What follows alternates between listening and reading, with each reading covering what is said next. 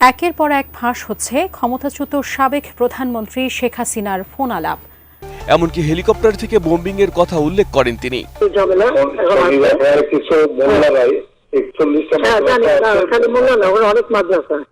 মাদ্রাসা আছে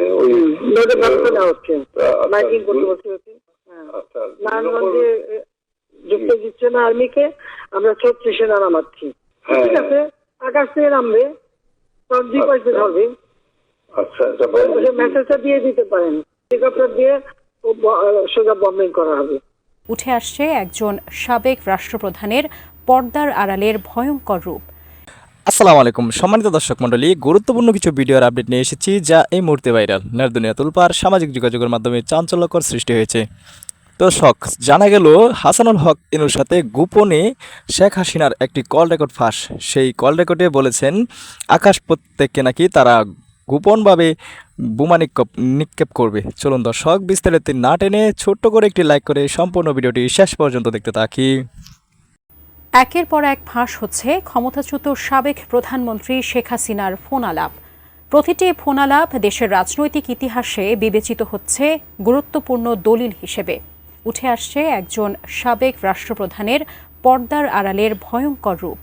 এবার ফাঁস হয়েছে শেখ হাসিনার আরও একটি কল রেকর্ড, যেখানে ফোনের অপর প্রান্ত থেকে হাসিনার সাথে কথা বলছিলেন জাসদ সভাপতি হাসানুল হক ইনু। সেই ফোন আলাপে উঠে এসেছে চাঞ্চল্যকর ও ভয়াবহ সব তথ্য। বিস্তারিত আরিফ হাসানের প্রতিবেদনে। বুধবার আন্তর্জাতিক অপরাধ ট্রাইব্যুনাল একে চলমান মানবতা বিরোধী অপরাধের মামলার সাক্ষ্য গ্রহণের সময় সাবেক প্রধানমন্ত্রী শেখ হাসিনার 4টি ফোন আলাপ শোনানো হয়।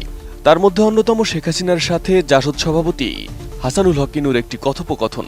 ওই ফোন আলাপে জুলাই আন্দোলন শক্ত হাতে দমন করতে শেখ হাসিনাকে পরামর্শ দিচ্ছিলেন হাসানুল হক ইনু। গত 24 সেপ্টেম্বর মামলার বিশেষ তদন্ত কর্মকর্তা তানভীর হাসান জোহা জবানবন্দি শেষে আদালতে এই ফোন আলাপ তুলে ধরেন। অডিও কল সম্বলিত অর্থাৎ অডিও ক্লিপস।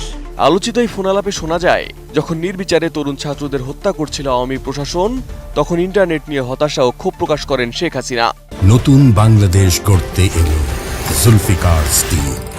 জুলফিকার স্টিল, ইস্পাত দৃঢ় অঙ্গীকার।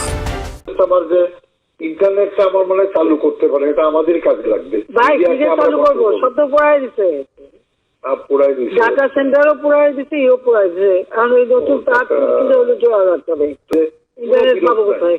ইন্টারনেট পুরাই দিচ্ছে জীবনে। ওই আমি তো আর আনবো না, যদি অন্য সরকার আসে তখন আনবে। আমি দিচ্ছি ইন্টারনেট, ওরা পুরাই থাকুক, ওইটা চলতে হবে। প্রতিউত্তরে হাসানুল হক ইনু আওয়ামী প্রোপাগান্ডা ছড়াতে ইন্টারনেটের প্রয়োজনীয়তা তুলে ধরেন।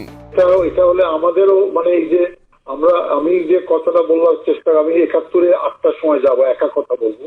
আমি বলবো যে সরকারের সঙ্গে কোটা আন্দোলনকারীর কোনো বিরোধ নাই, সরকারের সঙ্গে বিরোধত্বে নাশকতাকারী বিএনপি জামাতের। আপনি বলেছেন এই জিনিসটা প্রোপাগান্ডায় আনতে হবে।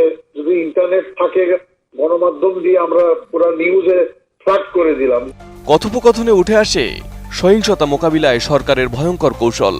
শেখ হাসিনা নির্দেশ দেন শনির আখড়ায় কঠোর ব্যবস্থা নেওয়ার পাশাপাশি সেনা ও র্যাবকে প্রস্তুত রাখতে। এমনকি হেলিকপ্টার থেকে বোম্বিং এর কথা উল্লেখ করেন তিনি।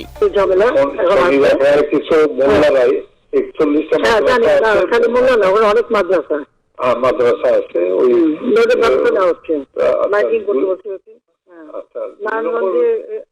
যুক্ত দিচ্ছে না আর্মিকে, আমরা 36 সেনা নামাচ্ছি, ঠিক আছে, আকাশ থেকে নামবে, হবে। আচ্ছা, মেসেজটা দিয়ে দিতে পারেন, হেলিকপ্টার দিয়ে সোজা বম্বিং করা হবে। আচ্ছা, হেলিকপ্টার উপর দিয়ে মারবে। ইনু পরামর্শ দেন শুধু কেন্দ্রীয় নেতাদের নয়, মাঠ পর্যায়ে মিছিল নেতৃত্বদানকারীদেরও গ্রেপ্তার করার। হাসিনা এই বিষয়ে সম্মতি জানিয়ে বলেন, শুধু সরকারি তদন্ত না, স্থানীয় আওয়ামী নেতাদেরকেও তালিকা প্রস্তুত করতে হবে। উত্তরা, বাড্ডা, গুলশান, যাত্রাবাড়িতে যারা মিছিল লিড করছে সেগুলো চিহ্নিত আর কি, ছাত্রদল, বিএনপির ছেলেরা শিবিরে। তো সেই ছেলেগুলো মানে ধরেন রিজভিকে অ্যারেস্ট করা বা নূরকে অ্যারেস্ট করা ইম্পর্টেন্ট না, ইম্পর্টেন্ট হচ্ছে ওইখানে গ্রাউন্ডে যে মিছিলটা লিড করেছে। আমি ঢাকা শহরের জন্য বলছি যে আপনার গোয়েন্দারা নিশ্চয়ই এই তালিকাটা করতে পারবে যে উত্তরায় কারা। খালি আমাদের লোকাল লিডারদের লোকাল লিডার। এছাড়া ফোন আলাপে দুজনেই বিরোধী শক্তি বিএনপি, জামাত ও ছাত্র সংগঠন বিশেষ করে শিবিরের মেরুদণ্ড ভেঙে দেওয়ার ওপর জোর দেন। ইউনূস সরাসরি অনুরোধ করেন ঢাকা শহরে জামাত শিবিরের মেরুদণ্ড আরো একবার ভেঙে দিতে হবে। এই ক্লিয়ারে জামাত শিবিরের আবার মেরুদণ্ড ভেঙে দেন ঢাকা শহরে একেবারে। আমি বাদ বাকি আমাকে যেটা বলবেন আমি ইনশাল্লাহ করবো। না ওই তালিকাগুলি একটু করে ফেলেন আর এই সুতা যা পারেন ওই শিবির যে করা আছে যা আছে সবদিন করেন। ট্রাইব্যুনালে প্রকাশিত এসব ফোনালাপ শুধু মামলার প্রেক্ষাপটে নয়, দেশের রাজনৈতিক ইতিহাসেও গুরুত্বপূর্ণ দলিল হিসেবে বিবেচিত হচ্ছে। এদিন আদালতে প্রসিকিউশনের পক্ষে উপস্থিত ছিলেন মিনহাজুল ইসলাম, গাজী এস এম তামিম, ফারুক আহমেদ, আব্দুস সাত্তার পালোয়ান সহ অন্যরা। ওই দিন সকালে মামলার অন্যতম আসামি থেকে রাজসাক্ষী হওয়া সাবেক আইজিপি চৌধুরী আব্দুল্লাহ আল মামুনকেও আনা হয়। তো দর্শক মণ্ডলী, সম্পূর্ণ ভিডিওটি দেখলেন। ভিডিওটি আসলে গুরুত্বপূর্ণ। এরকম গুরুত্বপূর্ণ ভিডিওর আপডেট পেতে আমাদের চ্যানেলটিকে সাবস্ক্রাইব করবেন এবং পাশে থাকা বেল আইকনটি বাজিয়ে দেবেন। তো দর্শক, শেখ হাসিনা ও হাসানুল হক ইনুর যেই কল রেকর্ডটি ফাঁস হয়েছে, এই নিয়ে আপনাদের মন্তব্য এই ভিডিওর কমেন্ট বক্সে রেখে যাবেন। আজকের মতো বিদায় নিচ্ছি, দেখা হবে অন্য কোনো ভিডিওতে। সেই পর্যন্ত সবাই সুস্থ থাকুন, ভালো থাকুন। আসসালামু আলাইকুম রহমতুল্লাহ।